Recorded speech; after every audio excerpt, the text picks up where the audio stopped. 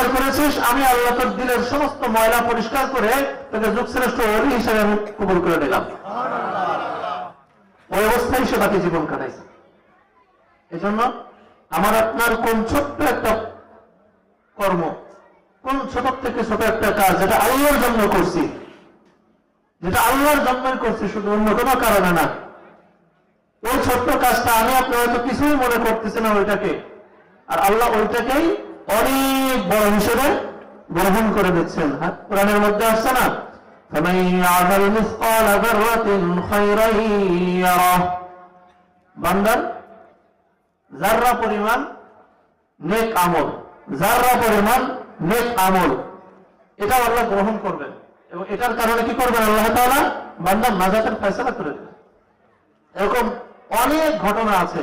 বিল্লাহি ওয়া কাফা ওয়া সালামুন আলা ইবাদিহি আল্লাযীনা ইসতাফা, আম্মা বা'দ, ফাআউযু বিল্লাহি মিনাশ শাইতানির রাজীম, বিসমিল্লাহির রাহমানির রাহিম।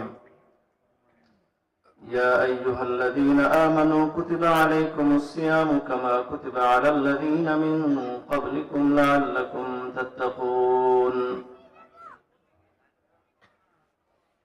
وعن سلمان الفارسي رضي الله تعالى عنه قال: خطبنا رسول الله صلى الله عليه وسلم في آخر يوم من شعبان فقال: يا أيها الناس قد أظلكم شهر عظيم، شهر مبارك، شهر فيه ليلة خير من ألف شهر، جعل الله صيامه فريضة وقيام ليله تطوعا، من تقرب فيه بخصلة من الخير كان كمن أدى فريضة فيما سواه، ومن أدى فريضة فيه كان كمن أدى 70 فريضة فيما سواه، وهو شهر الصبر، والصبر ثوابه الجنة، وشهر المواساة، وشهر يزاد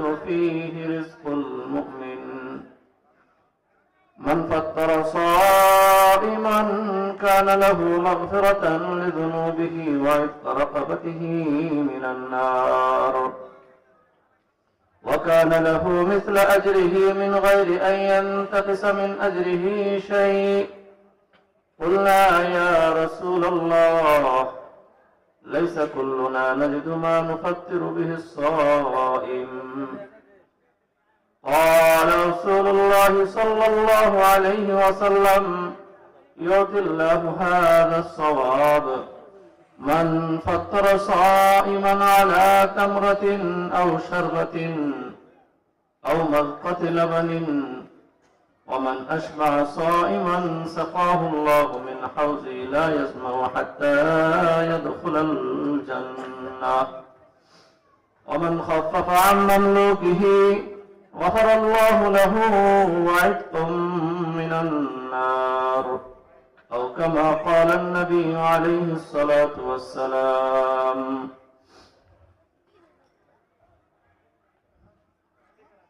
محترم حاضرين، ফরিদপুর গ্রামবাসীর উদ্যোগে 16তম বার্ষিক ওয়াজ ও দোয়ার মাহফিলের সম্মানিত সভাপতি,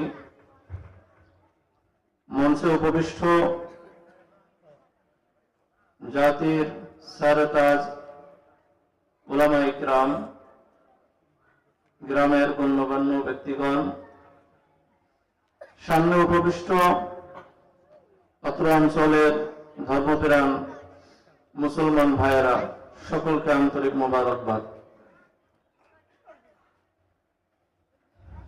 আমি আপনাদের সামনে একটি আয়াত তেলাওয়াত করেছি এবং রাসূলুল্লাহ সাল্লাল্লাহু আলাইহি ওয়াসাল্লামের একটি খুতবা আলোচনা করেছি, একটি বক্তৃতা।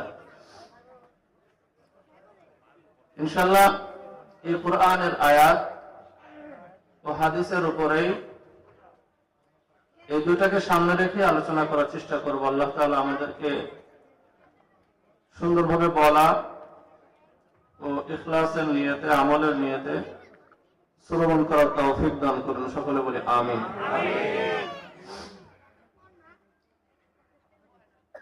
আল্লাহ তাআলা আমাদেরকে এই মজলিসে আসার জন্য কবুল করেছেন, এটা আল্লাহ তাআলার একান্ত মেহেরবানি। এখানে আমরা নিজ যোগ্যতায়ও আসতে পারি নাই এবং আমাদের কোনো ক্ষমতা বলেও আসতে পারি নাই, শুধু আল্লাহ তাআলাই কবুল করছেন, এই জন্য আমরা আসতে পারছি।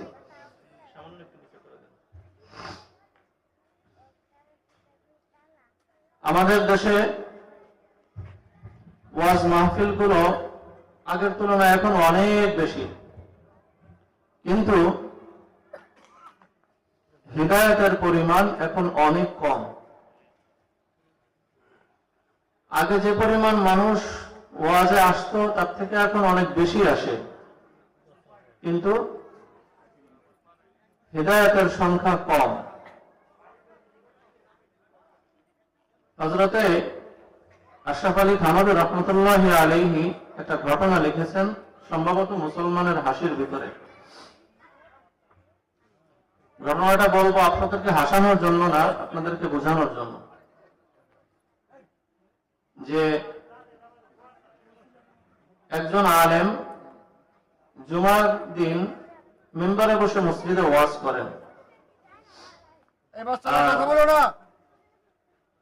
একটা লোক প্রত্যেক জুমায় মসজিদে যখন আসে ওই হুজুরের সামনেই বসে এবং খুব কান্নাকাটি করে।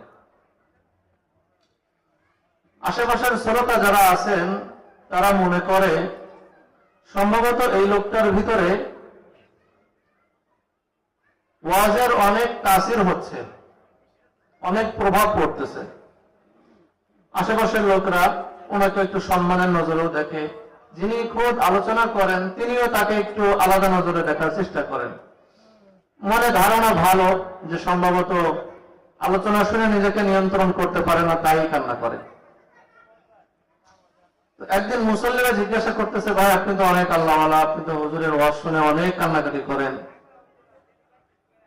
সে বলছে, আপনারা কি বলেন, আমি কি হুজুরের ওয়াজ শুনে কান্না করি নাকি? তাহলে আপনি কান্না করেন কি জন্য? আরে মিয়া, তোমরা হুজুরের দাড়ি দেখছো? আমরা দেখছি। কেমন? এই জায়গা অল্প কটা দাড়ি। তো অল্প দাড়িকে কি দাড়ি বলে? হ্যাঁ হ্যাঁ, ছাগলা দাড়ি বলে। চাপ দাড়ি আর ছাগলা দাড়ি, এটা আঞ্চলিক ভাষায় বলে। চাপ দাড়ি সুন্দর ভাষা, কিন্তু ছাগলা দাড়ি সুন্দর ভাষা না, কিন্তু বলে আমাদের দেশে। শোনো, ছাগল দেখছেন না আপনারা? বকরি আছে না, যে ছাগলটায় বাচ্চা দেয়, ওটা কি বলে? বকরি বলে তো। ছাগল, বকরি মানেই ছাগল, কিন্তু আমাদের দেশে ওটাকে মনে হয় বকরি বলে, তাই না? আর আমাদের ওই অঞ্চলে, যশোর অঞ্চলে বলে দাড়ি ছাগল। মানে ওই ছাগলেরও কটা দাড়ি আছে, খেয়াল করছেন কিনা? যে ছাগলটায় বাচ্চা দেয় ওই ছাগলের কটা দাড়ি আছে না? কারণ ওই ছাগলের দাড়ি আছে। কয় শোনো মিয়া, আমার একটা বড় জাতের ছাগল ছিল, ওই ছাগলটা প্রত্যেক বছরে বাচ্চা দিত এবং ছাগলটা ছিল খুব ভালো জাতের। আমার ওই ছাগলটা হারাই গেছে। ওই ছাগলটা মুখেও কটা দাড়ি ছিল। আমি যখন মসজিদে আসি, হুজুরের দাড়ির দিকে যে আমার নজর যায়, আমার ওই ছাগলের কথা মনে পড়ে, তাই আমি কান্না করি। আমি ওয়াজ শুনে কান্না করি না। তো আমাদের যখন মাহফিলের শেষ পর্যায়ে যায়, তখন প্যান্ডেলটা ভরে যায়। তখন বক্তাও মনে করে যাক সবাই ওয়াজ শুনতে আসছে, আমরাও মনে করি যাক ওয়াজ শোনার জন্য অনেক মানুষ আসছে। আসলে কি তারা ওয়াজ শুনতে আসছে না অন্য কোনো কারণে আসছে? বলেন সবাই? সব বিরিয়ানির জন্য আসে। আর আপনারা যারা আগে আসছেন তারা কিসের জন্য আসছেন? বিরিয়ানির জন্য না, আপনারা আসছেন আল্লাহকে রাজি খুশি করার জন্য। কি জন্য? আল্লাহকে রাজি খুশি করার জন্যই আপনারা আসছেন। যাক, আল্লাহ আমাদের সকলকেই কবুল করুক, সকলে বলে আমিন। ঘটনাটা কাউকে ছোট করার জন্য, হাসানোর জন্য বলি নাই, শুধুমাত্র বোঝানোর জন্যই বললাম। আমরা যারা বসছি প্যান্ডেলের ভিতরে, আপনারা জায়গাটা হয়তো গরম হয়ে গেছে, তো নাড়াইতে চাচ্ছিলাম, সেটা হলো সামনের ফাঁকা জায়গা পূরণ করে, কিন্তু শীতের ভিতরে হয়তো জায়গাটা গরম করছে না, নাড়ানো সম্ভব না হয়তো। যাই হোক, আমরা অল্প একটু জিকির করি 2-1 মিনিট। লা ইলাহা ইল্লাল্লাহ, লা ইলাহা ইল্লাল্লাহ। আমরা আশেপাশে যারা আছি আমরা জিকিরের সাথে সাথে প্যান্ডেলের ভিতরে চলে আসি, বাইরে ঘোরাফেরা না করি। আমরা যে 5 জনের ভিতরে ঢুকবো, যে ঢুকবো সে জান্নাতের বাগানের ভিতরে ঢুকলাম।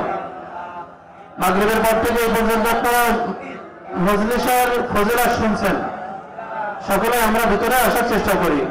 লা ইলাহা ইল্লাল্লাহ, লা ইলাহা ইল্লাল্লাহ মুহাম্মাদুর রাসূলুল্লাহ সাল্লাল্লাহু আলাইহি ওয়াসাল্লাম। বান্দা যখন আল্লাহর দিকে হেঁটে হেঁটে যায়, আল্লাহর রহমত বান্দার দিকে দৌড়ায় দৌড়ায় যায়। বান্দা যদি আল্লাহর দিকে 1 বিঘা, এটার 1 বিঘা বলে তো, হ্যাঁ, 1 বিঘা অগ্রসর হয়, আল্লাহর রহমত বান্দার দিকে 1 হাত অগ্রসর হয়। বান্দা যতটা আল্লাহর দিকে অগ্রসর হবে, আল্লাহর রহমত বান্দার দিকে তার থেকে অনেক দ্রুত বেগে বান্দার দিকে অগ্রসর হবে। আর বান্দার কোন আমলের কারণে আল্লাহ বান্দাকে কবুল করে নেবেন, এটা একমাত্র আল্লাহই জানে। আমরা অনেক সময় খুব ছোট কাজের কারণে মানুষকে পুরস্কৃত করি, খুশি হয়ে যায়। আল্লাহ বান্দার অনেক ছোট ছোট কাজে অনেক খুশি হয়ে যান। যেমন হাদিসের মধ্যে আছে, বনি ইসরাইলের মধ্যে এক মহিলা ছিল, যিনি অবৈধ কাজের সাথে জড়িত, অনৈতিক কাজের সাথে জড়িত ছিল। কোনো একদিন দিনের বেলায় বাড়িতে ফিরে যাচ্ছে, যাওয়ার সময় দেখে যে একটা কুকুর কুয়ার পাশে বসে, পানির কূপ পাশে বসে পানি খাওয়ার জন্য চেষ্টা করতেছে, কিন্তু পানি না পেয়ে সে কূপের পাশে যে ভিজা মাটি এটা চাটতেছে। তো ওই খারাপ মহিলায় তার দিলের ভিতরে একটু মায়া জাগ্রত হয়েছে, একটা প্রাণী পানি খাওয়ার জন্য কষ্ট করতেছে, একটু পানি ব্যবস্থা করে দিই। পায়ের মোজাটা খুলে ওনার মাথায় বেঁধেছে, বেঁধে কূপের ভিতরের থেকে পানি উঠে কুকুরে খাওয়াইছে। এই কাজটুকু আল্লাহর পছন্দ হয়ে গেছে, এতটুকু কাজ আল্লাহ পছন্দ হয়ে গেছে। আল্লাহ ওর জিন্দেগির তামাম গুনাহ মাফ করে দিয়েছেন। হাদিসের মধ্যে আসছে, ওই মহিলা ওর পরে আর কোনো খারাপ কাজ করে নাই, আল্লাহ ওকে বিনা হিসেবে জান্নাতের ব্যবস্থা করে দিয়েছেন। আল্লাহ নবীর মুখ থেকে ঘোষণা যে ওই মহিলা কি জান্নাতি। একজন শরাবী মাদকাসক্ত, সব সময় নেশার মধ্যে পড়ে থাকে, এমন এক ব্যক্তি শুধুমাত্র রাস্তায় দেখছে বিসমিল্লাহির রহমানির রহিম লেখা একটা কাগজ পড়ে আছে, এই কাগজটা উঠাইছে, এটাকে ধুয়ে পরিষ্কার করছে, এটাকে সম্মান দেখাইছে। ওটাকে কোথায় রাখবে, কোন জায়গায় রাখলে এটা সম্মান ঠিক হবে, যথাযথ সম্মান দেওয়া হবে, এটা সে আর নির্ণয় করতে পারতেছে না। একবার বুকের উপরে রাখে, একবার পকেটের মধ্যে রাখে, একবার আলমারির উপরে রাখে, কিন্তু কোথাও রেখে সে মনে, যেখানেই রাখে মনে হয় যে না, সম্মান দেওয়া হচ্ছে না, সম্মান দেওয়া হচ্ছে না। এই সম্মান দেওয়া হচ্ছে না, এই চিন্তা করতে করতে শেষ পর্যন্ত খেয়েই ফেলছে। শেষ পর্যন্ত কি খেয়েই ফেলছে।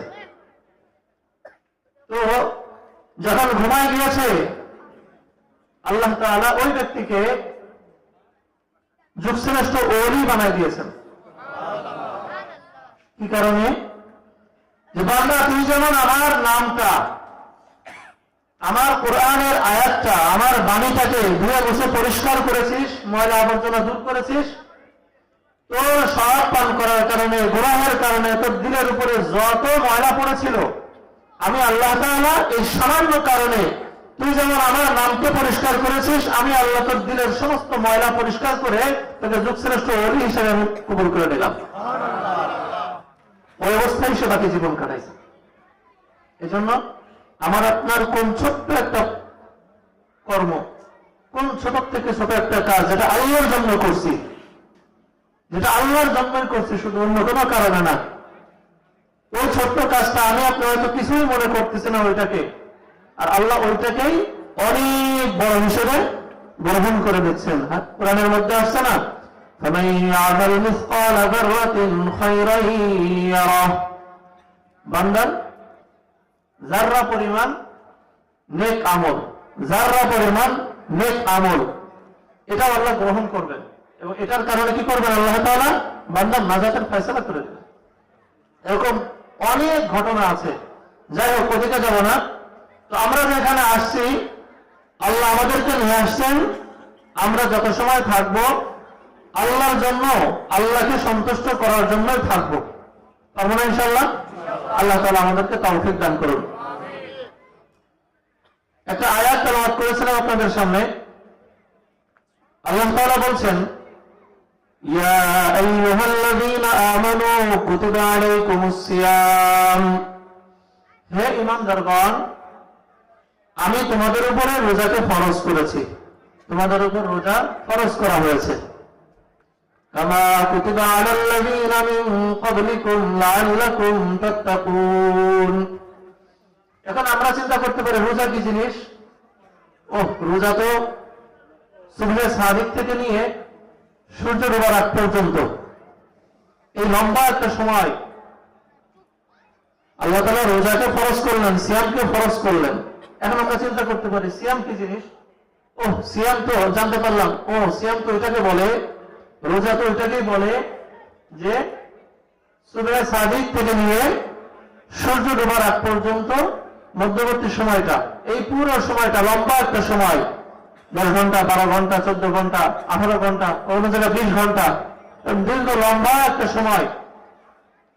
এই লম্বা সময়ের মধ্যে কোনো কিছু খাওয়া যাবে না, সে যত গরম পড়ুক কিছুই পান করা যাবে না, যত ক্ষুধায় লাগুক কিচ্ছু খাওয়া যাবে না, এবং যতই মনে চাক স্ত্রীর কাছে যাওয়া যাবে না। এই লম্বা একটা সময় কি করে থাকবো, এমনটা আমাদের ভিতরে একটা কি মনের ভিতরে আসতে পারে। আল্লাহ তাআলা সাথে সাথে বলছেন, কামা কুতিবা আলাল্লাযীনা মিন ক্বাবলিকুম লাআল্লাকুম তাত্তাকুন, যেমনই ভাবে তোমাদের পূর্ববর্তীদের উপরে রোজাকে ফরজ করা হয়েছিল, ঠিক সেভাবে তোমাদের উপরেও রোজা ফরজ করা হয়েছে। এখন আল্লাহ এই কথাটা কেন বললেন? আমাদেরকে একটু সাহস দেওয়ার জন্য। কিভাবে? দেখেন না, যখন কোন কঠিন কাজ কাউকে করতে বলা হয়েছে, তখন সে চিন্তা করে এত কঠিন কাজ আমি কিভাবে করব। যখনই বলা হয় এই মিয়া তোমার আগে এই কাজ ওরাও করছে, তাহলে আমরাও পারবো, বুঝে আসে না? ওরা করছে এটা, তাহলে আমরাও পারবো, এটা সাহস আসে ভিতরে, আসে না? আসে কি আসে না? আসে। তো আল্লাহ তাআলা সাহস দেওয়ার জন্য বলতেছে কি, এই কথা না বললেও তো আল্লাহ পারতেন, শুধু এতটুকু যথেষ্ট ছিল। আমানু কুতিবা আলাইকুমুস সিয়াম, তোমাদের উপরে রোজা ফরজ করা হয়েছে, এতটুকু বললেই তো পারতেন নাকি? পরের কথা বলছেন কেন? সাহস দেওয়ার জন্য। তোমরা ভয় করছো কেন? তোমাদের পূর্বেও তো এরকম মানুষের উপরে রোজাকে ফরজ করা হয়েছিল, ভয় পেও না। মানুষ যখন জানতে পারে যে আমি যে পথে যাচ্ছি এই পথে আরো মানুষ গিয়েছে, তখন মানুষের দিনের ভয়টা কম হয়ে যায়, যে না আগে মানুষ গিয়েছে আমিও যেতে পারবো। দেখেন না বাচ্চারা, আমরা যখন মাদ্রাসায় পড়ালেখা করছি তখন হুজুরে বলতেন, যারা ওই যে কিতাব একটু কম বুঝতো, যারা একটু দুর্বল ছিল, এদেরকে বলতেন এক বাপের বেটা লিখতে পারছে আর তুমি আর এক বাপের বেটা পড়তে পারবা না। কথাটা বোঝেন না মনে? এক বাপের বেটা তো লিখছে আর তুমিও তো আর একজন বাপের বেটা, তুমি পড়তে পারবা না। মানে কি সাহস দেওয়ার জন্য, সাহস বাড়ানোর জন্য এই কথাগুলি বলতেন। তো আল্লাহ তাআলা বলছেন সাহস বাড়ানোর জন্য আমাদেরকে এই কথা বলছেন যে তোমাদের পূর্বেও তো এরকম মানুষের উপরে রোজাকে ফরজ করা হয়েছিল, তারা পারছে, তোমরাও পারবা। কেন রোজাকে ফরজ করলেন? কেন? লাআল্লাকুম তাত্তাকুন, যাতে করে তোমরা তাকওয়া অর্জন করতে পারো। আল্লাহ ভয়, সব জিনিসের একটা সীমা আছে। সব জিনিসের কি আছে? তাকওয়ার কোনো সীমা নাই। তাকওয়ার কোনো সীমা নাই। তাকওয়া কি জিনিস? আল্লাহর ভয়। তাকওয়া অর্থ আল্লাহর ভয়। আল্লাহর ভয় যার দিলে যত আনতে পারবেন ততই ভালো। আল্লাহ তাআলা কোরআনের মধ্যে ঘোষণা করছেন,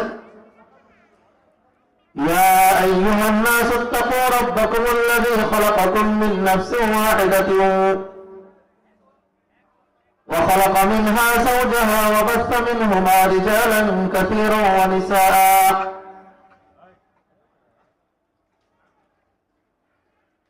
অন্যত্র জায়গায় আল্লাহ তাআলা বলছেন, ইয়া আইয়ুহান নাস ইত্তাকু রাব্বাকুম আল্লাযী খালাকাকুম। আল্লাহ তাআলা, হে মানুষ সকল, তোমরা আল্লাহ তাআলাকে ভয় করো,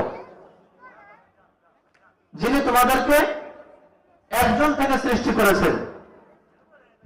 এবার আল্লাহ তাআলা বলছেন, তোমাদেরকে দলে দলে ভাগ করা হয়েছে, গোষ্ঠীতে গোষ্ঠীতে ভাগ করা হয়েছে।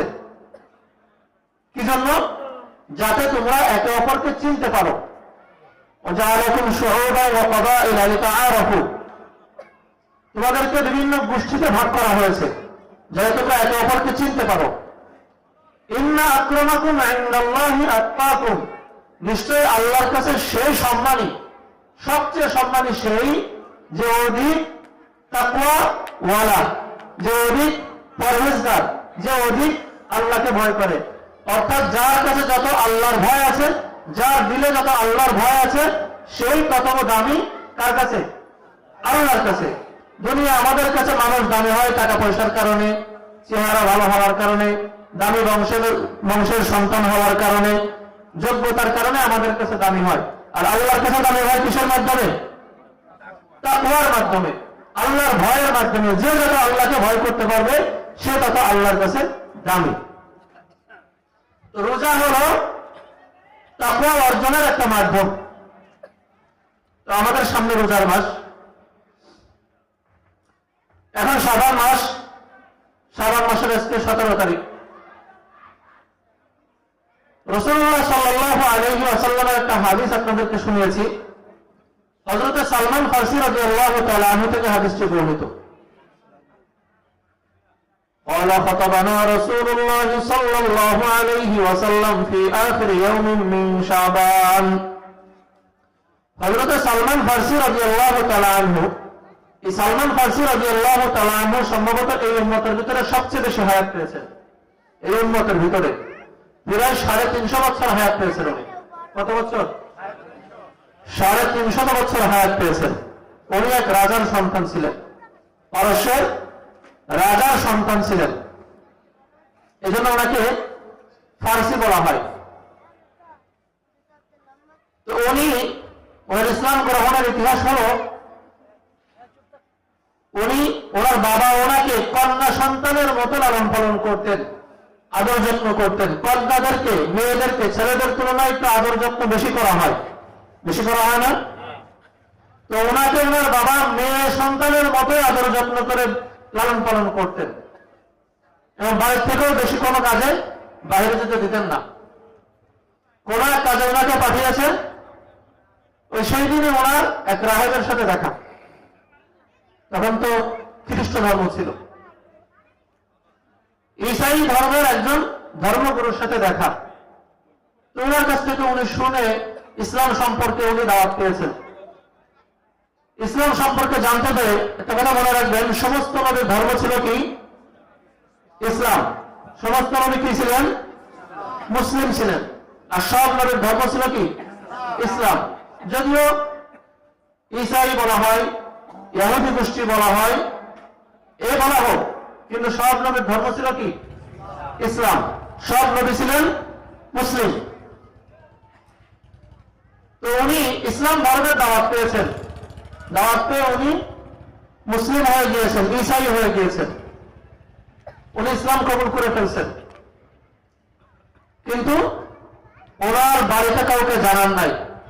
কিন্তু কোন ভাবে ওনার বাড়িতে ওনার বাবা মারা সবাই জেনে যায় যে উনি মুসলিম হয়ে গিয়েছেন, তখন ওনাকে আটকায় রাখে, বাড়ি থেকে বের হতে দেবে না। উনি যার কাছে মুসলিম হয়েছেন, ইসলাম গ্রহণ করেছেন, চিঠির মাধ্যমে তার সাথে যোগাযোগ করেন। তো ওনাকে সব দিক নির্দেশনা দেওয়া হয়। উনি মারা যাওয়ার পরে কার কাছে যাবেন এই জাতীয় সব দিক নির্দেশনা দেওয়া হয়। শেষ পর্যন্ত উনি জানতে পারেন যে আখেরি নবী আসবে, মুহাম্মদ সাল্লাল্লাহু আলাইহি ওয়াসাল্লাম নামে এক নবী আসবেন। তো মুহাম্মদ সাল্লাল্লাহু আলাইহি ওয়াসাল্লামের কাছে আসার জন্য প্রায় 13 বার বিক্রি হন গোলাম হিসাবে। মানে উনি যখন কিছু মালসামানা নিয়ে ওনার দেশ থেকে রওনা করেছিলেন, পথে পড়েছিলেন এক বণিক কাফেলার সাথে আসতেছিলেন। তো ওনাদেরকে বলেছিলেন, ভাই আমাকে মদিনায় পৌঁছে দিবেন, বিনিময়ে আপনাদেরকে এই ছাগলগুলি সব দিয়ে দেব। কিন্তু তারা ছাগলও নিয়েছে, ওনাকেও গোলাম হিসাবে বিক্রয় করে দিয়েছে। ওনাকে কি করছে? গোলাম হিসাবে বিক্রয় করে দিয়েছে। যে কিনেছে সে আবার আরেকজনের কাছে বিক্রয় করছে। এরকম হাত বদলাইতে বদলাইতে 13 বার বিক্রয় হয়। কতবার? ইসলাম গ্রহণ করার জন্য রাজপুত্র, রাজার সন্তান মুহাম্মদ সাল্লাল্লাহু আলাইহি ওয়াসাল্লামের কাছে পৌঁছানোর জন্য কতবার বিক্রয় হন? 13 বার বিক্রয় হন রাজার সন্তান। যখন মুহাম্মদ সাল্লাল্লাহু আলাইহি ওয়াসাল্লামের আবির্ভাব সম্পর্কে উনি জানতে পারেন, তখন উনি মুহাম্মদ সাল্লাল্লাহু আলাইহি ওয়াসাল্লামের কাছে কিছু খেজুর নিয়ে আসেন পরীক্ষা করার জন্য। খেজুর নিয়ে এসে বলেন যে ওই রাহেবের কাছে জানতে পারছিল যে মুহাম্মদ সদকা গ্রহণ করবে না, হাদিয়া গ্রহণ করবে। তো এসে বলতেছে আপনার জন্য এটা সদকা। মুহাম্মদ সাল্লাল্লাহু আলাইহি ওয়াসাল্লাম বলছেন, আমি সদকা গ্রহণ করি না, তুমি গরিব মুসলমানদেরকে দিয়ে দাও। তখন সে বলছে, হ্যাঁ, প্রথম পরীক্ষায় কি পাস, প্রথম পরীক্ষায় পাস। এরপরে উনি আবার কিছু খেজুর সংগ্রহ করে, উনি তো গোলাম ছিলেন, সেগুলিকে নিয়ে এসে দেন যে হুজুর এগুলো হাদিয়া। এবার মুহাম্মদ সাল্লাল্লাহু আলাইহি ওয়াসাল্লাম গ্রহণ করছে, এটাও কি পাস। এরকম কিছু পরীক্ষা নেয়। পরীক্ষা নেওয়ার পরে উনি মুসলমান হয়ে যান। মুসলমান হয়ে যাওয়ার পরে উনি আবার যে মালিকের কাজ করতেন, মুহাম্মদ সাল্লাল্লাহু আলাইহি ওয়াসাল্লামের এলাকায় এসে গিয়েছেন, এই মালিক যেন ওনাকে বিক্রয় করে না দেয়, এই জন্য উনি 2 গোলামের কাজ একলা করতেন। কথাটা কি বুঝতে পারছেন? একজন বদলি যে কাজ করতে পারে,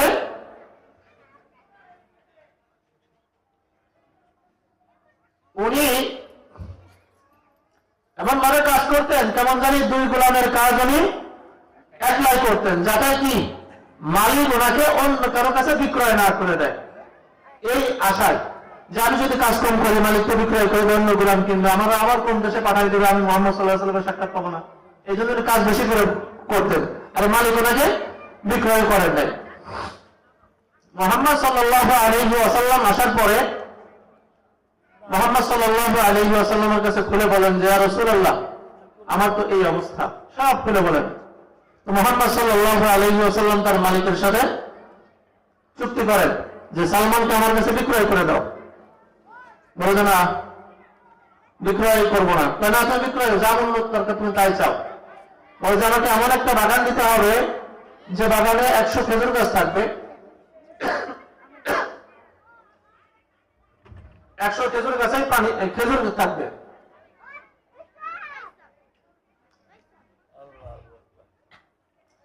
এবং আমাকে একটা পরিমাণ বলে যে এই পরিমাণ স্বর্ণ দিতে হবে। মুহাম্মদ সাল্লাল্লাহু আলাইহি ওয়াসাল্লাম সাহাবীদেরকে বলেন যে তোমরা খেজুর গাছ সংগ্রহ করো। তো সাহাবায়ে কেরাম খেজুর গাছের চারা সংগ্রহ করে। মুহাম্মদ সাল্লাল্লাহু আলাইহি ওয়াসাল্লাম বলেন তোমরা গর্ত খোঁড়ো। গর্ত খনন করে মুহাম্মদ সাল্লাল্লাহু আলাইহি ওয়াসাল্লাম নিজ হাতে ওই খেজুর গাছগুলি রোপণ করেন। কিছুদিন পর সব খেজুর গাছগুলিতেই খেজুর এসে যায়, ফল ধরে। আরো নির্ধারিত পরিমাণ স্বর্ণ, এই 2টা জিনিস ওই মালিককে দেওয়ার দিয়ে সালমান রাদিয়াল্লাহু তাআলা আনহুকে ক্রয় করে আজাদ করে দেন। সুবহানাল্লাহ। এই সালমান ফারসি রাদিয়াল্লাহু তাআলা আনহুর কারণে খন্দকের যুদ্ধে মুসলমানরা বড় দুর্যোগ থেকে, বড় ধ্বংসযজ্ঞ থেকে মুসলমানরা বেঁচে যায় এই সালমান ফারসি রাদিয়াল্লাহু তাআলা আনহুর পরামর্শের কারণে। এই সালমান ফারসি রাদিয়াল্লাহু তাআলা আনহু সাহাবীদের মধ্যে ছিলেন বয়স্ক সাহাবী, প্রায় 350 বছর উনি কি পেয়েছেন? হায়াত পেয়েছেন। এই সালমান ফারসি রাদিয়াল্লাহু তাআলা আনহু বলছেন যে শাবান মাসের শেষের দিকে কোন একদিন, ফি আখির ইয়াউমিন মিন শাবান, শাবান মাসের শেষের কোন একদিনে রাসূলুল্লাহ সাল্লাল্লাহু আলাইহি ওয়াসাল্লাম আমাদের সামনে বয়ান পেশ করলেন। ফি আখির ইয়াউমিন মিন শাবান ফাকালা ইয়া আইয়ুহান নাস, রাসূলুল্লাহ সাল্লাল্লাহু আলাইহি ওয়াসাল্লাম বললেন, হে লোক সকল, قد أظلكم شهر عظيم شهر مبارك شهر فيه ليلة خير من ألف شهر। রাসূলুল্লাহ সাল্লাল্লাহু আলাইহি ওয়াসাল্লাম বললেন যে তোমাদের সামনে একটা মাস আসতেছে, যে মাসটা অতি মহান, বরকতময়, যে মাসে একটা রজনী আছে যেটা 1000 মাস অপেক্ষা উত্তম, 1000 মাস অপেক্ষা উত্তম। জাআলাল্লাহু সিয়ামাহু ফরিদা, আল্লাহ তাআলা যে মাসে রোজাকে ফরজ করেছেন, ওয়া কিয়ামা লাইলিহি তাতাওয়া, এবং রাতের নামাজকে নফল করেছেন। মান তাকাররাবা ফীহি বিখাসলাতিন মিনাল খায়র, যে ব্যক্তি এই মাসে একটা নফল ইবাদত করবে, কানা কামান আদ্দা ফরিদাতান ফীমা সিওয়াহু, যে একটা নফল আদায় করবে, আল্লাহ তাআলা তাকে একটা ফরজ আদায়ের সমপরিমাণ সওয়াব দান করবেন। সুবহানাল্লাহ। ওয়া মান আদ্দা ফরিদাতান ফীহি কানা কামান আদ্দা 70 ফরিদাতান ফীমা সিওয়াহু, আর যে ব্যক্তি এই রমজান মাসে একটা ফরজ আদায় করবে, সে রমজানের বাহিরে 70টা ফরজ আদায় করলে যে সওয়াব হবে সেই পরিমাণ সওয়াব পাবে। সুবহানাল্লাহ। وهو شهر الصبر والصبر ثوابه الجنة, আর রমজান মাস হলো ধৈর্য ধারণের মাস। যে ব্যক্তি এই মাসে ধৈর্য ধারণ করবে, প্রতিদান স্বরূপ আল্লাহ তাআলা তাকে জান্নাত দান করবেন।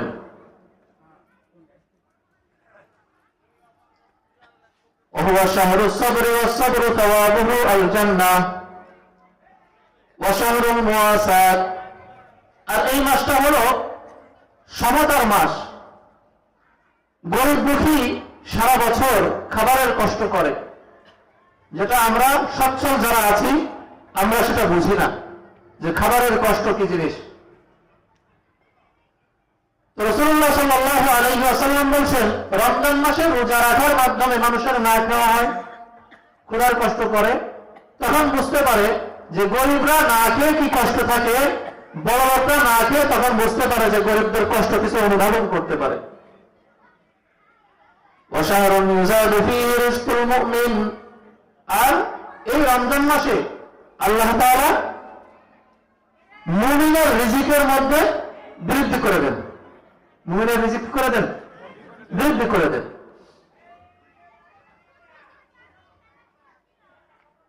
এরপরে রাসূলুল্লাহ সাল্লাল্লাহু আলাইহি ওয়াসাল্লাম বলেন, এই মাসের শুরুতে হলো রহমত, মাঝে হলো মাগফিরাত, আর শেষ হলো ইতকুম মিনান নার, জাহান্নাম থেকে মুক্তি। এই মাসে 3টা ভাগ আছে। প্রথম দশক রহমতের, দ্বিতীয় দশক মাগফিরাতের, তৃতীয় দশক ক্ষমা, জাহান্নাম থেকে মুক্তি। এরপরে রাসূলুল্লাহ সাল্লাল্লাহু আলাইহি ওয়াসাল্লাম বলেন, মান ফাত্তারা সাইমান কানা লাহু মাগফিরাতান লিযুনুবিহি ওয়া ইতকা রাকাবাতিহি মিনান নার, যে ব্যক্তি কোন রোজাদারকে ইফতার করাবে, এই রমজান মাসে কোন রোজাদারকে ইফতার করাবে, এই ইফতার করানো কাজটাই ওই ব্যক্তির গুনাহ মাফের কারণ হবে। সুবহানাল্লাহ। মানে আপনি একজনকে ইফতার করাইলেন, এই ইফতার করানোর কারণেই আল্লাহ তাআলা আপনার গুনাহ মাফ করে দিবেন, এবং আপনাকে জাহান্নাম থেকে মুক্তি দান করবেন। কিসের মাধ্যমে? কাউকে ইফতার করানোর কারণে। কথাটা মনে বুঝেন নাই? আপনি কাউকে ইফতার করালেন, এই ইফতার করানোতে আপনার দুইটা উপকার হবে। এক নম্বর উপকার হলো যে আল্লাহ তাআলা আপনার গুনাহগুলি মাফ করে দিবেন, আর দ্বিতীয় নম্বরে আল্লাহ তাআলা আপনাকে জাহান্নাম থেকে নাজাত দান করবেন, শুধুমাত্র ইফতারের কারণে। রোজার ফজিলত তো আরো বাকি রয়ে গেছে, শুধু ইফতার করানোর কারণে। قلنا يا رسول الله ليس كلنا نجد ما نفطر به الصائم। সাহাবায়ে কেরাম বললেন যে ইয়া রাসূলুল্লাহ, আমাদের তো এমন সামর্থ্য নাই যে আমরা মানুষকে ইফতার করাবো, পেট ভরে ইফতার করাবো, এমন সামর্থ্য তো আমাদের নাই। আল্লাহ নবী সাল্লাল্লাহু আলাইহি ওয়াসাল্লাম বললেন ইউতিল্লাহু হাযা সাওয়াব। এর আগে আল্লাহ নবী সাল্লাল্লাহু আলাইহি ওয়াসাল্লাম আরেকটা কথা বলছেন, আপনি যাকে ইফতার করাবেন ওই ব্যক্তির রোজার সওয়াবের কোনো ঘাটতি না করাই আপনাকে আল্লাহ তাআলা ওই রোজাদারের সমপরিমাণ সওয়াব দান করবেন। সুবহানাল্লাহ। মানে আপনি যাকে ইফতার করালেন তার সওয়াব, সে যে আপনার ইফতার খাইলো এজন্য তার সওয়াবের মধ্যে কোনো ঘাটতি হবে না, সে তার পরিপূর্ণ সওয়াব পাবে। এবং আপনাকেও তার সওয়াবের, সে যত ইখলাসের সাথে রোজা রেখেছে তার ইখলাসের উপরে নির্ভর করে তার সওয়াবের মধ্যে কম বেশি হবে, ওই সমপরিমাণ সওয়াব আল্লাহ তাআলা আপনাকেও দান করবেন। সুবহানাল্লাহ। এরপরে সাহাবায়ে কেরাম বললেন ইয়া রাসূলুল্লাহ, আমাদের তো এমন সামর্থ্য নাই যে আমরা একজনকে বা অনেকজনকে ইফতার করাবো। লাইসা কুল্লুনা নাজিদু মা নুফাত্তিরু বিহি সাইম। রাসূলুল্লাহ সাল্লাল্লাহু আলাইহি ওয়াসাল্লাম বললেন ইয়াউতিল্লাহু হাযা সাওয়াব মান ফাত্তারা সাইমান আলা মাসকাতি লাবানিন আও তামরাতিন আও শারবাতিন মিন মাইন। যে আল্লাহ তাআলা এই যে তিনটা কথা বললাম, এক নম্বরে গুনাহ মাফ করে দিবেন, দুই নম্বরে জাহান্নাম থেকে মুক্তি দিবেন, তিন নম্বরে রোজাদারের সমপরিমাণ সওয়াব দান করবেন। এই যে তিনটা ফজিলতের কথা রাসূলুল্লাহ সাল্লাল্লাহু আলাইহি ওয়াসাল্লাম বললেন, এই তিনটা ফজিলত ওই ব্যক্তিও পাবে যে অভাবের কারণে সম্পদ না থাকার কারণে একজন ব্যক্তিকে শুধুমাত্র একটা খেজুর দ্বারা ইফতার করাইছে। কি দ্বারা? একটা খেজুর দ্বারা কোন রোজাদারকে ইফতার করাইছে, তাকেও আল্লাহ তাআলা ওই তিনটা পুরস্কার দান করবেন, যেটা একটু আগে বললাম। অথবা খেজুর নাই, খেজুরের দাম তো এখন অনেক বেশি। রমজান মাসে মানুষ রোজাদাররা ইফতার করে খেজুর দ্বারা, এই জন্য খেজুরের উপরে জনমের ট্যাক্স বসাইছে। কথাটা বুঝেন না? মুসলমানেরা তোমরা খেজুর খাইবা না, তাও খাইতে দেবো না। কথাটা বুঝেন না? এই 2-3 বছরের ভিতরে খেজুরের দাম একেবারে অনেক বেড়ে গেছে। যে খেজুর পাওয়া যেত 500 টাকায়, এখন সেগুলো 1000, 1200, 1500 টাকা। তাও ভালোটা পাওয়া যায় না, তাও ফেরেশতা কি পাওয়া যায় না। এই খেজুর ব্যবসায়ীরা আবার মারাত্মক। আল্লাহ তাআলা হিদায়াত দান করুন। যারা নাকি ব্যবসায় ধোঁকা দিবে, আল্লাহ নবী সাল্লাল্লাহু আলাইহি ওয়াসাল্লাম বলছেন মান গাশানা ফালাইসা মিন্না। যারা আমাদেরকে ধোঁকা দেয় সে আমার উম্মত না। যে আমাদেরকে, মুসলমানদেরকে ধোঁকা দেয় সে কি না? দেখবেন ব্যবসায়ীরা ভালো মালটা উপরে রাখে, খেজুর বড়গুলি উপরে রাখে, ছোটগুলি প্যাকেটের নিচেই রাখে। আপনারা দেখছেন মাশাআল্লাহ বড় বড় খেজুর কিনে আনতেছেন, তবে দেখছেন কি বাড়ি এনে প্যাকেট খুলে দেখেন মাশাআল্লাহ, তাহলে সব ছোট ছোট। এরকম যারাই করবে, ব্যবসায় যারা ধোঁকা দেবে, তারা রাসূলের কি না? উম্মত না। সাবধান। এবার আল্লাহ নবী সাল্লাল্লাহু আলাইহি ওয়াসাল্লাম বললেন যদি খেজুর না থাকে, দুধ তো সহজ, খেজুরের থেকে দুধের দাম কম। 1 কেজি খেজুরের দাম 1500 টাকা, 1 কেজি দুধের দাম মাত্র 80 টাকা। কয় টাকা? যদি এক ভোগ দুধের দ্বারা কেউ কাউকে ইফতার করায়, তো আল্লাহ তাআলা ওই তিনটা পুরস্কার দান করবেন। কি তিনটা পুরস্কার? 1 নম্বরে গুনাহ মাফ, 2 নম্বরে জাহান্নাম থেকে মুক্তি, 3 নম্বরে রোজাদারের সমপরিমাণ সওয়াব, রোজাদারের সওয়াবের মধ্যে কমতি করানো ছাড়াই। দুধের দামও বেশি, খেজুরের দাম বেশি, খেজুর পারল না, দুধের দামও বেশি, কলের পানি তো আর কেনা লাগে না। কেনা লাগে নাকি? কেনা লাগে? আল্লাহ নবী সাল্লাল্লাহু আলাইহি ওয়াসাল্লাম বলছেন, যদি কোনো ব্যক্তি এক ঘট পানি দ্বারা ইফতার করায়, আল্লাহ তাআলা তাকেও ওই 3টা পুরস্কার দান করবেন। দেখছেন কত সহজ সহজ। হ্যাঁ, এজন্য আমরা ইফতার করাবো, মানুষদেরকে কি করাবো? ইফতার করাবো। এরপর আল্লাহ নবী সাল্লাল্লাহু আলাইহি ওয়াসাল্লাম বলেন, ওমান আশবা সাইমান সাকাহু আল্লাহু মিন হাউজি লা ইয়াজমা হাত্তা ইয়াদখুলাল জান্নাহ। এরপর আল্লাহ নবী সাল্লাল্লাহু আলাইহি ওয়াসাল্লাম বলেন, আর যদি কোনো ব্যক্তি খেয়াল করেন, আর যদি কোনো ব্যক্তি কোন রোজাদারকে পেট ভরায়, তৃপ্তি সহকারে ইফতার করায়, আল্লাহ তাআলা তাকে আরো একটা এক্সট্রা পুরস্কার দান করবেন। সেই পুরস্কারটা কি? কিয়ামতের ময়দানে যখন মানুষ পিপাসার্থ থাকবে,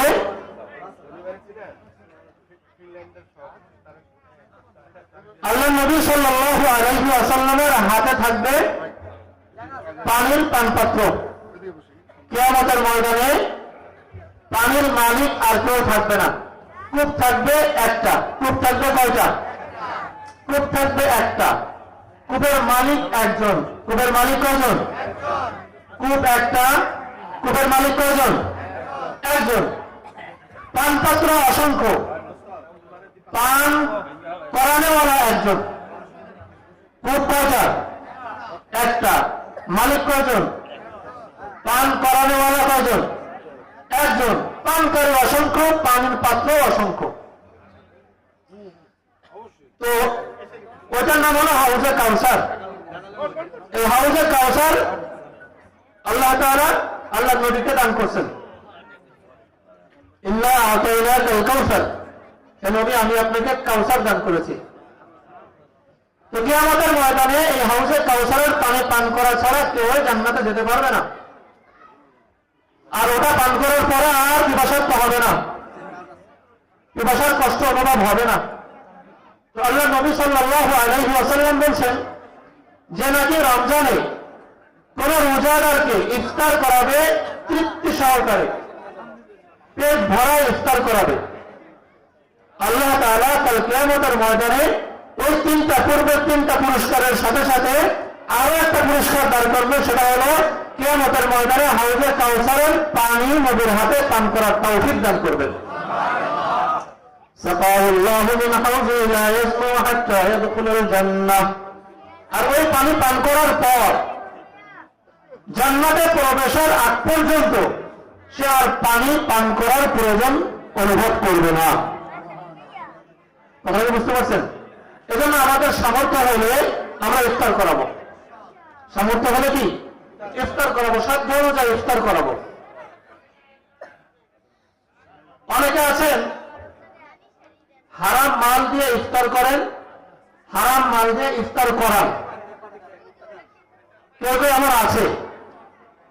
তো হারাম মাল দিয়ে নিজে ইফতার করলেও কোনো লাভ নাই, আর হারাম মাল দ্বারা ইফতার করালেও কোনো সওয়াব নাই, কোনো সওয়াব নাই।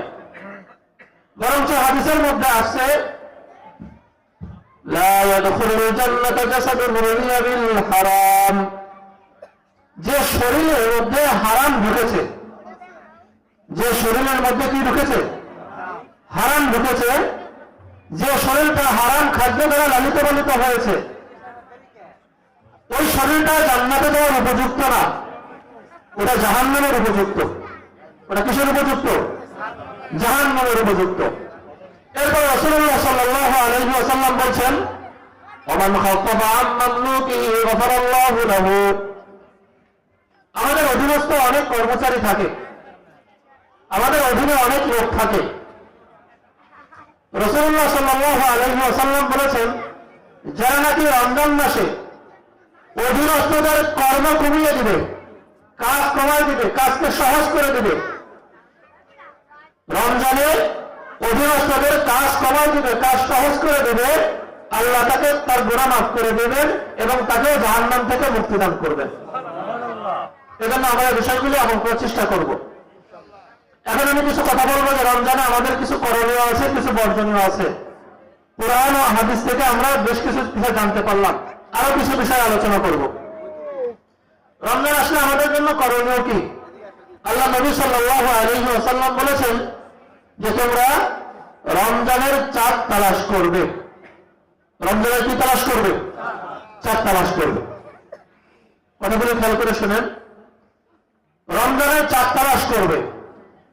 আমরা এখন চাঁদ তালাশ করি ফেসবুকে, ইউটিউবে, টিভির পর্দায় আমরা চাঁদ তালাশ করি। এটা সুন্নাত না। এটা কি না? সুন্নাত না। নিজের চর্মচক্ষে খোলা আকাশে চাঁদ তালাশ করা সুন্নাত। নিজের চর্মচক্ষে খোলা আকাশে চাঁদ তালাশ করা সুন্নাত। ভালো মনে আছে আমাদের ছোটবেলায়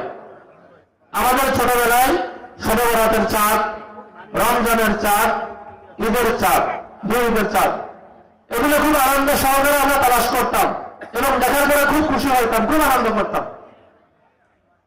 মুরব্বীরা আমাদের থেকে বেশি করছেন, যারা দাড়ি পাকা মুরব্বী আছেন তারা আমাদের থেকে আরো অনেক বেশি করছেন, কিন্তু ওই পরিবেশটা এখন নাই, ওটা হারাই গেছে।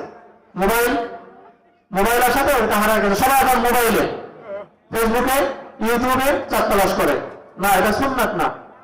আপনি ইউটিউবে চাঁদ দেখতে পারলেন, ফেসবুকে চাঁদ দেখতে পারলেন, কিন্তু আপনি সরাসরি সুন্নাত আদায় করতে পারলেন না। এই জন্য আমরা সাভারে 29 তারিখে ওই দিন তার চাঁদ তালাশ করবো। 29 তারিখে চাঁদ পাওয়া দেখা গেলে 30 তারিখেও তালাশ করবো, নিশ্চিত 30 তারিখে চাঁদ উঠবে, তাও তালাশ করবো। কিসের জন্য? সুন্নাতের উপরে আমল করার জন্য। হাদিসের মধ্যে আসছে যারা সুন্নাতের উপরে আমল করবে তারা প্রকৃতপক্ষে রসুলকে ভালোবাসছে। আর যারা রসুলকে ভালোবাসবে তারা কোথায় যাবে?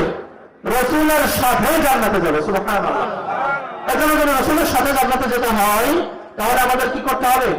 রসুলের সুন্নাত নিজের জীবনে বাস্তবায়ন করতে হবে। আমরা স্লোগানে অনেক কিছুই বলি, যখন আলোচনা করি বা কোথাও কথা বলি তখন আমরা অনেক মিষ্টি মিষ্টি কথা বলি, অনেক ভালো কথা বলি। এমন লোক দেখা যায় ও আল্লাহর বান্দা 5 ওয়াক্ত নামাজের এক ওয়াক্তও পারে না, একটা সূরা কিরাত বলতে পারবে না। ওকে দাওয়াত দিতে গেলে উল্টো দাওয়াত আমাদেরকে দিয়ে দেয়। দাওয়াত আর কি দিতে গেছে? ও আমাদের থেকে বসেছে না, আমাদেরকে উল্টা বোঝায় ছেড়ে দেয়। হ্যাঁ, ধর্মীয় কথা দিয়ে বোঝায় ছেড়ে দেয়, এত বোঝে, কিন্তু আমলের বেলায় কিছুই নাই। তাদের ব্যাপারে একটা হাদিস আছে, কিয়ামতের ময়দানে এই সমস্ত ব্যক্তিদেরকে যারা নিজে আমল করে না, মানুষদেরকে বলে তাদের জিহ্বাটাও আগুনের কিছু দিয়ে কাটা হবে। নাউযুবিল্লাহ।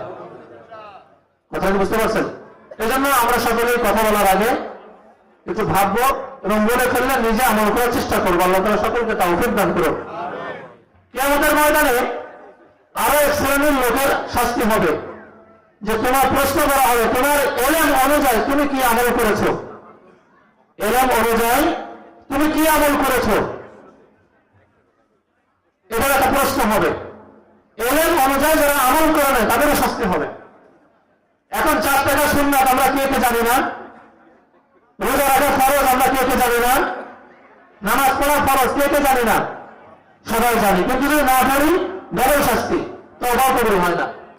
কথাটা খেয়াল করেন। কোরআনের মধ্যে আসছে যে আল্লাহ তাআলা তওবাকে কবুল করেন। হাদিসের মধ্যে আসছে বান্দা যখন তওবা করে, যদি দিনে 70 বারও তওবা ভাঙার পরে তওবা করে, আল্লাহ সেই তওবা কবুল করে। কিন্তু কোরআনের মধ্যে আসছে ওয়ালাইসাতিত তাওবাতু লিল্লাযীনা ইয়ামালুনা আস-সাইয়্যাত হাত্তা ইযা হাদারা আহাদাহুমুল মাউত ক্বালা ইন্নী তুবতুল আন। যখন মানুষের মৃত্যু সন্নিকট হয়ে যায়, এতদিন তওবা করা নাই, এখন তওবা করছে, এই ব্যক্তির তওবা কবুল হয় না, এই ব্যক্তির তওবা কবুল হয় না।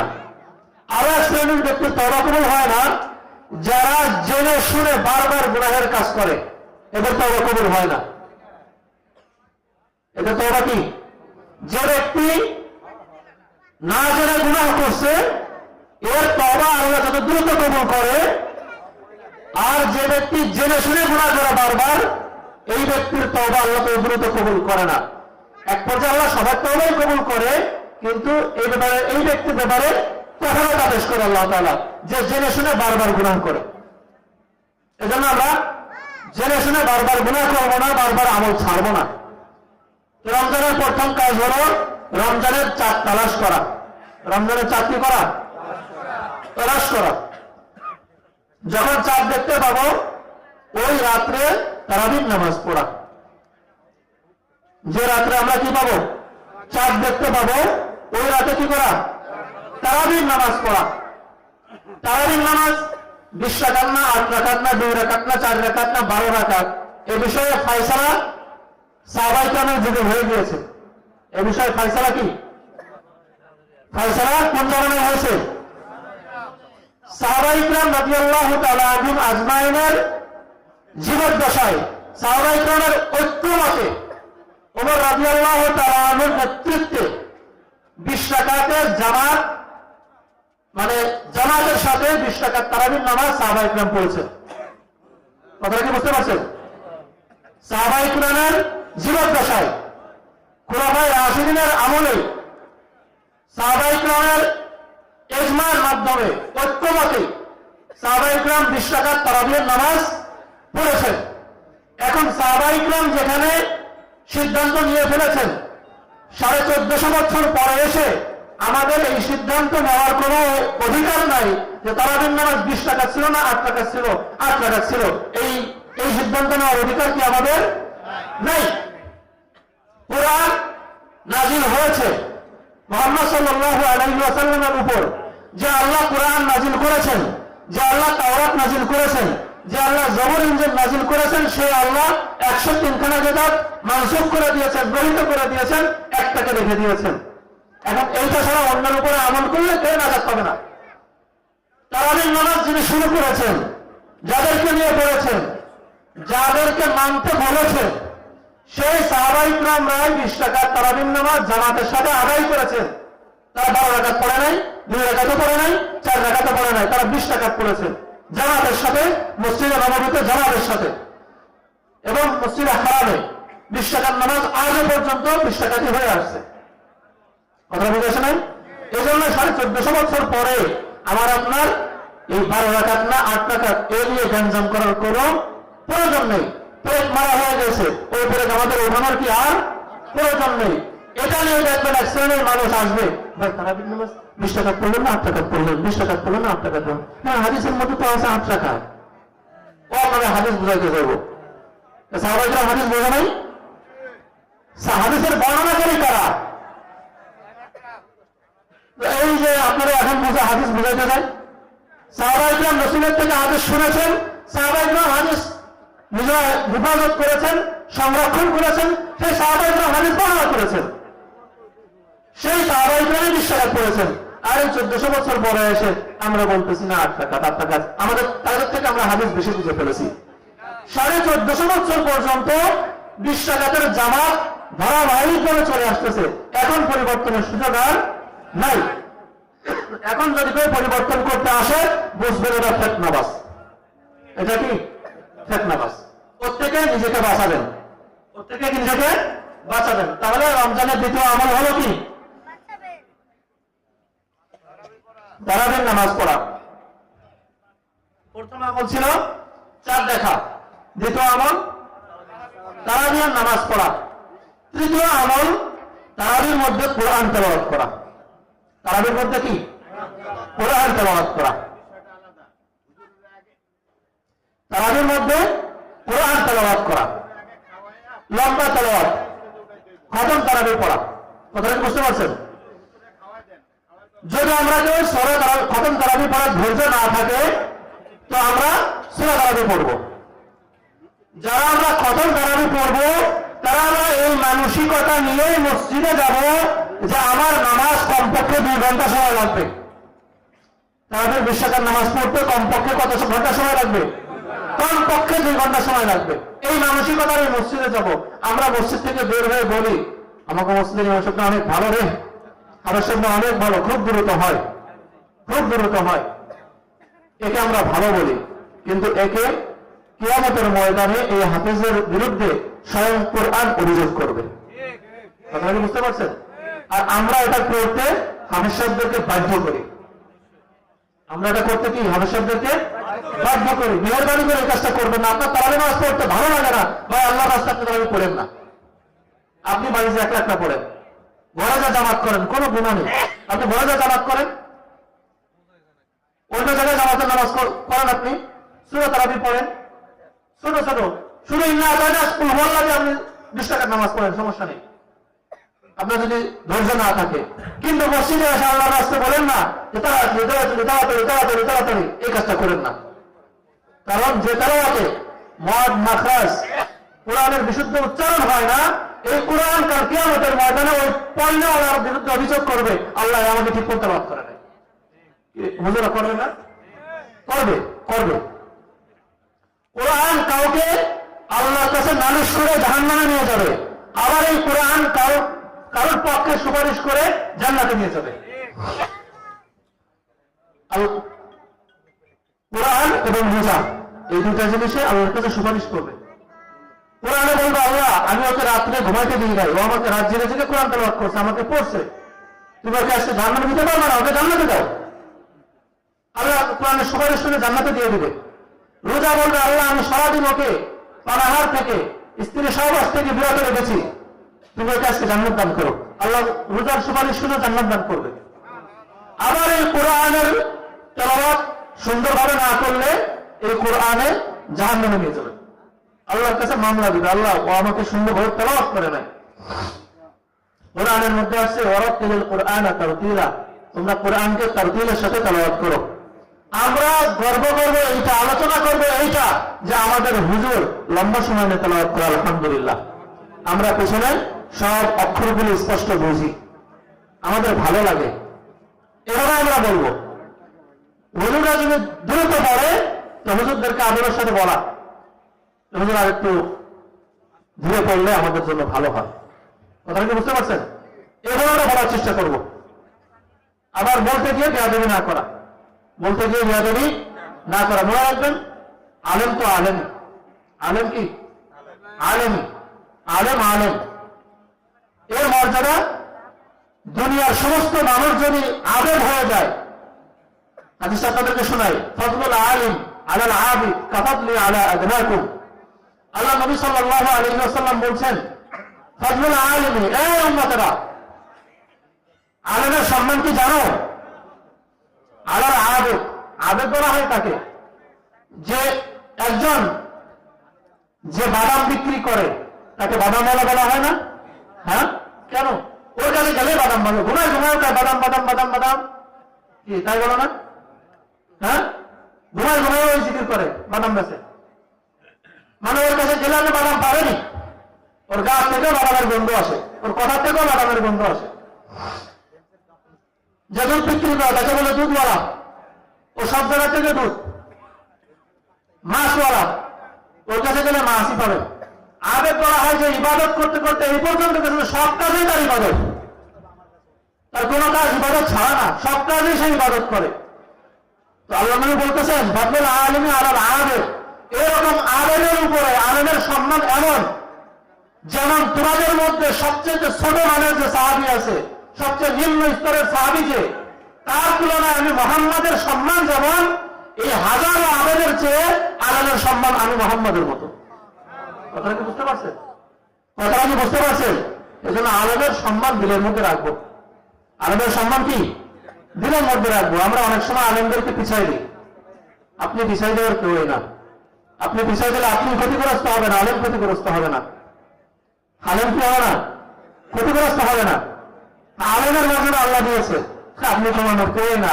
আপনি মর্যাদা দিলে আপনার লাভ, আর মর্যাদা না দিলে আপনার লস। আলেম তো এমনই যে আলেমের চেহারার দিকে তাকাবেন আপনার ছবি আর গুণা মাফ হয়ে যাবে। হ্যাঁ, সেগুলো গুণা মাফ হয়ে যাবে। গল্প গল্প কিচ্ছা না, এটা আল্লাহ নবীর হাদিস।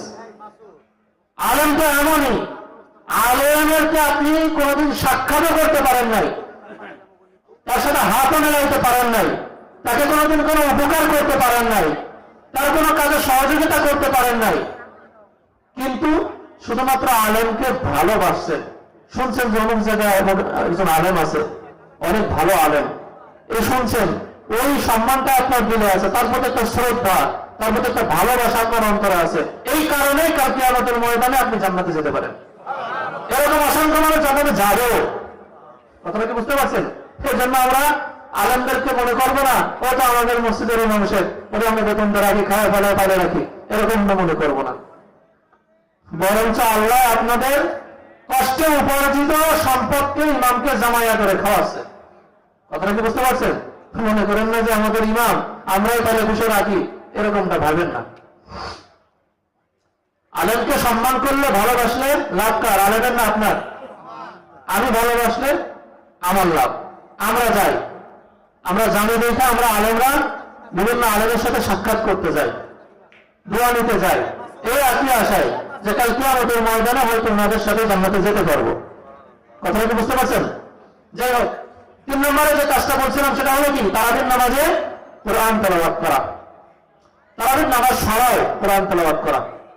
নামাজ ছাড়াও কি? কোরআন তেলাওয়াত করা। আল্লাহ নবী সাল্লাল্লাহু আলাইহি ওয়াসাল্লাম এই তারাবির নামাজ রমজানে কোরআন তেলাওয়াত বাড়ায় দিতেন। রমজানে কি করতেন? কোরআন তেলাওয়াত অনেক বাড়ায় দিতেন। সারা বছরই তো কোরআন তেলাওয়াত করতেন। আল্লাহ নবী সাল্লাল্লাহু আলাইহি ওয়াসাল্লামের আমল ছিল এমন যে রাতে যখন ঈশার পর যখন নফল নামাজে দাঁড়াইতেন, তাহাজ্জুদ নামাজ যখন দাঁড়াইতেন, 2 রাকাত নামাজে, 4 রাকাত নামাজে 4-5 পারা পড়ে ফেলতেন। এক এক পারায় প্রায় 20 সাফা, 20টা 30টা। কথা বুঝতে পারছেন? আমাদের ইমাম সাহেবরা ফজরে হয়তো 31টা পড়ে বেশিরভাগই, তাতে লেগে যায় কি 2 রাকাত নামাজে 2 10 মিনিটের বেশি লেগে যায়। তো নবী করিম সাল্লাল্লাহু আলাইহি ওয়াসাল্লাম 2-4 রাকাত নামাজে কি 5 পারা, তার মানে 130টা পড়ে ফেলতেন। 130টা। আমাদের তেলাওয়াত রাসূলের তেলাওয়াত কি একরকম? কঠিন কালেও না। এমনকি আল্লাহ নবী সাল্লাল্লাহু আলাইহি ওয়াসাল্লাম একটা আয়াত তেলাওয়াত করতে করতে সারা রাত কাটায় গেছেন। ইন তুআযিবহুম ফাইন্নাহুম ইবাদুক ওয়া ইন তাগফির লাহুম ফাইন্নাকা আনতাল আজিজুল হাকীম। উম্মতের মায়ায় যে আল্লাহ আপনি যদি তাদেরকে শাস্তি দেন তারা তো আপনারই বান্দা। ইন তুআযিবহুম ফাইন্নাহুম ইবাদুক, আপনি যদি তাদেরকে শাস্তি দেন তারা তো আপনারই বান্দা। আপনার বান্দা, মাফ করে দেন।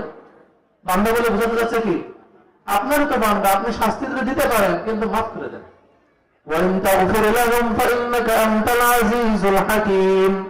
আর যদি আপনি ক্ষমা করে দেন তাহলে তো আপনি মহাপ্রক্রমশালী, মহাজ্ঞানী।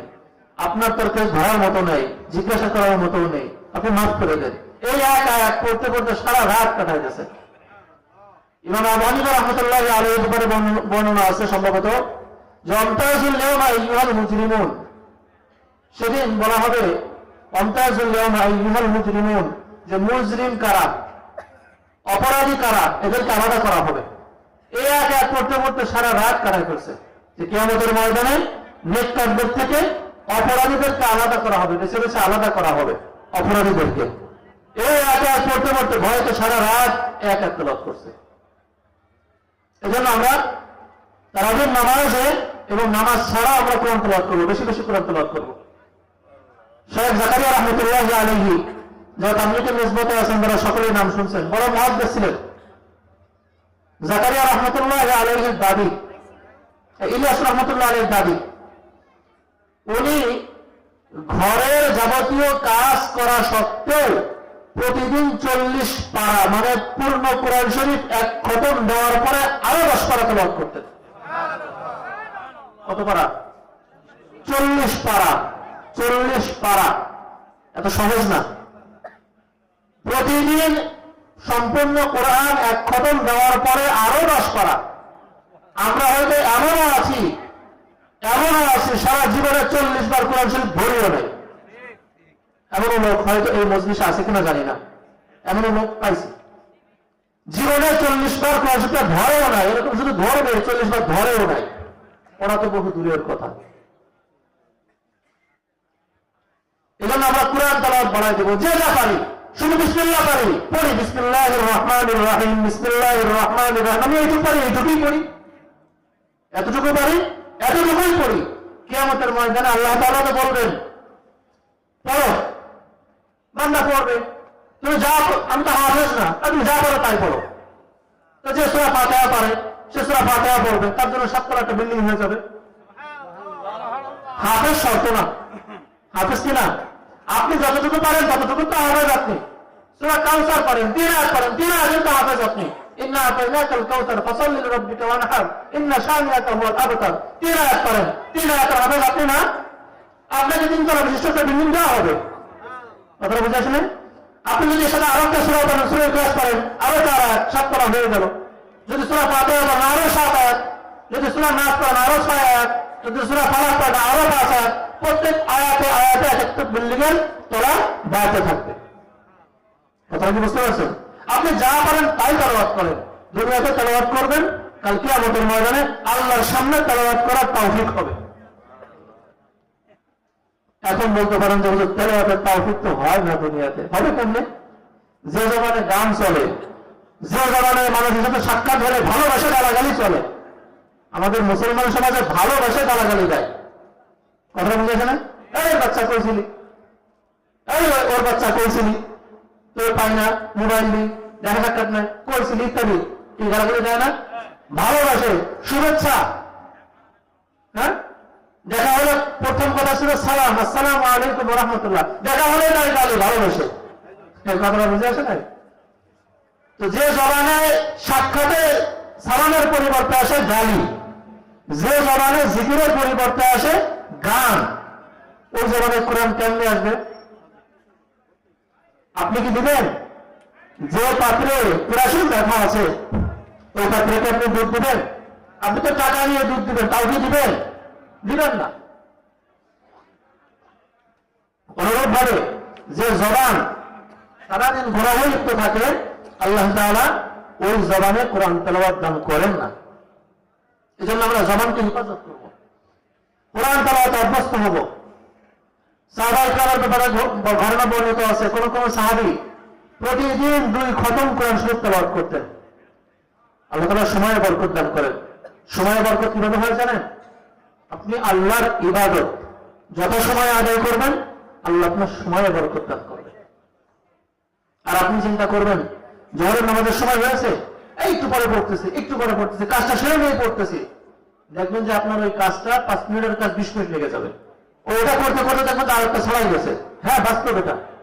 আর আপনি যথাসময়ে নামাজটা আদায় করে নেন, আল্লাহর হুকুমটা আদায় করে নেন, শুধু নামাজ না, আল্লাহর হুকুম যে সময় যেটা আছে এটা আদায় করে নেন, দেখবেন আল্লাহ তাআলা আপনার কাজের মধ্যে, সময়ের মধ্যে বরকত দান, অল্প সময় অনেক পেয়ে যাবে। আর আপনি আল্লাহর হুকুম যথাসময় আদায় করবেন না, দেখবেন আপনার গোছানো কাজ ছড়ায় যাবে। এই জন্য আমরা কোরআন তেলাওয়াত অভ্যস্ত হই, কোরআন তেলাওয়াত করব। কোরআন তেলাওয়াত করতে গেলে কোরআনের আদবগুলির দিকে লক্ষ্য রাখবো। আল্লাহ তাআলা কোরআনের আদবের দিকে আমাদের লক্ষ্য রাখার তৌফিক দান করুন। চতুর্থ নম্বরে আমরা রাতে তাহাজ্জুদ পড়ব। রমজানে কি রাতে তাহাজ্জুদ পড়ব। তাহাজ্জুদ সর্বনিম্ন 8 রাকাত পড়ার চেষ্টা করব। কত রাকাত? সর্বনিম্ন 8 রাকাত পড়ার চেষ্টা করব। রাসূলুল্লাহ সাল্লাল্লাহু আলাইহি ওয়াসাল্লামের রমজান এবং রমজানের বাইরে সারা বছর তাহাজ্জুদের নামাজ 8 রাকাত পড়া অভ্যাস ছিল। আর আমরা 2 রাকাত পড়লে হবে। হ্যাঁ, 2 রাকাত পড়লে হয়ে যাবে, ঠিক বাস্তবে হয়ে যাবে, কিন্তু আপনার তাহাজ্জুদ তো রাসূলের সাথে মিলছে না। রাসূলুল্লাহ সাল্লাল্লাহু আলাইহি ওয়াসাল্লামের আমলের সাথে কি মিলছে না। কোন একটা দলের প্রধান একটা কোট পরেছিল, তার ভক্তরা কি ওই কোটটা পরা ঠিক ওইভাবে বানানোর চেষ্টা করে না? হ্যাঁ, ওইভাবে তো বানানোর চেষ্টা করে। কেন? এটা দেখলে নেতায় খুশি হতে পারে। হ্যাঁ, তো আপনি যার জন্য, যার সুপারিশে জান্নাতে যাবেন, যাকে ভালোবাসলে জান্নাত পাওয়া যায়, যাকে ভালোবাসলে আল্লাহ গুনাহ মাফ করে দেন, যাকে ভালোবাসে আল্লাহ ভালোবাসে, তার নামাজের সাথে আপনার নামাজটা মিল হওয়া প্রয়োজন আছে না? আছে না? তো আল্লাহ নবী সাল্লাল্লাহু আলাইহি ওয়াসাল্লাম সারা বছর 8 রাকাত নামাজ পড়তেন, তাহাজ্জুদের নামাজ। আপনি 2 রাকাত পড়তেছেন। হ্যাঁ, মাসালা হলো 2 রাকাত পড়লে তার তাহাজ্জুদ 2 রাকাত হয়ে যাবে, কিন্তু আল্লাহ নবী তো 8 রাকাত পড়তেন। আপনি আল্লাহ নবীর সাথে মিল রেখে 8 রাকাতই পড়া অভ্যাস করেন। তাহাজ্জুদের নামাজ পড়বো, তাহাজ্জুদেও লম্বা তেলাওয়াত করবেন আল্লাহ নবী সাল্লাল্লাহু আলাইহি ওয়াসাল্লাম। আমরা লম্বা তেলাওয়াত করার চেষ্টা করব। সারা বছর তো পড়বই, বিশেষ করে রমজানে তাহাজ্জুদ বেশি পড়ব। কিছু জিনিসের কারণে আল্লাহ তাআলা বরকত দান করেন সদকার মাধ্যমে। কিসের মাধ্যমে? সদকার মাধ্যমে। মানুষ সদকা করে না, মানুষ মনে করে সদকা করলে কমে যায়। হাদিসের মধ্যে আছে সদকা করলে সম্পদের মধ্যে বরকত দান করেন আল্লাহ তাআলা। সদকার মাধ্যমে সম্পদ বাড়ে, কমে না। আমরা বাহ্যিকভাবে দেখি কমে, কিন্তু রাসূল সাল্লাল্লাহু আলাইহি ওয়াসাল্লাম বলছেন বাড়ে। সদকা করব, সদকার মাধ্যমে বরকত পাওয়া যায়। তাহাজ্জুদের মাধ্যমে বরকত পাওয়া যায়। তাহাজ্জুদ করব। এরপর আমরা দোয়া করব। রমজানে প্রচুর পরিমাণ দোয়ার ইহতিমাম করব, বেশি থেকে বেশি দোয়া করব। দোয়ার ফলে আল্লাহ তাআলা অনেক অসম্ভব কাজকে সম্ভব করে দেয়। সৌদি এক ডাক্তার ছিল, হাড়ের ডাক্তার। উনি কোন এক কনফারেন্সে যাচ্ছিলেন পুরস্কার নেওয়ার জন্য। তো যাওয়ার সময় উনি বিমানের টিকিট করছেন। টিকিট করার পরে বিমানে যখন উঠছেন, মাঝপথে গিয়ে ঘোষণা আসছে যান্ত্রিক ত্রুটির কারণে বিমান অবতরণ করবে। অন্য একটা এয়ারপোর্টে নামছে। নামার পরে কিছুক্ষণ পরে ঘোষণা আসছে যে কিছুক্ষণ দেরি হবে। এরপরে ঘোষণা আসছে 16-17 ঘন্টা দেরি হবে। তো উনি বলছেন এই বিমানে 16-17 ঘন্টা পরে গেলে আমার আর কনফারেন্সে যোগদান করা সম্ভব হবে না। ওর নাম আহমদ, ওই ডাক্তারের নাম আহমদ। তো উনি চিন্তা করলেন মানে গাড়িতে চলে যায়। গাড়ি ঠিক করলেন যে এই সময়ের আগে আমি গাড়িতে পৌঁছে যেতে পারবো। গাড়িতে রওনা করলেন। কিছুদিন যাওয়ার পরে হঠাৎ বৃষ্টি, এমন বৃষ্টি যে গাড়ি ওই বৃষ্টিতে চালানো সম্ভব না। তো ডাক্তার সাহেব বললেন ড্রাইভারকে দেখো তো কোনো জায়গায় কোনো অবস্থান করা যায় কিনা। তো দেখলেন যে একটা তাঁবু, ওইখানে অবস্থান করার জন্য নামলেন। যাক, আল্লাহ তাআলা যতটুকু আলোচনা করলাম আমাদের সকলকে আমল করা এবং আল্লাহর কাছে মকবুল হওয়ার তৌফিক দান করুন। ওয়া আখিরু দাওয়ানা আলহামদুলিল্লাহ।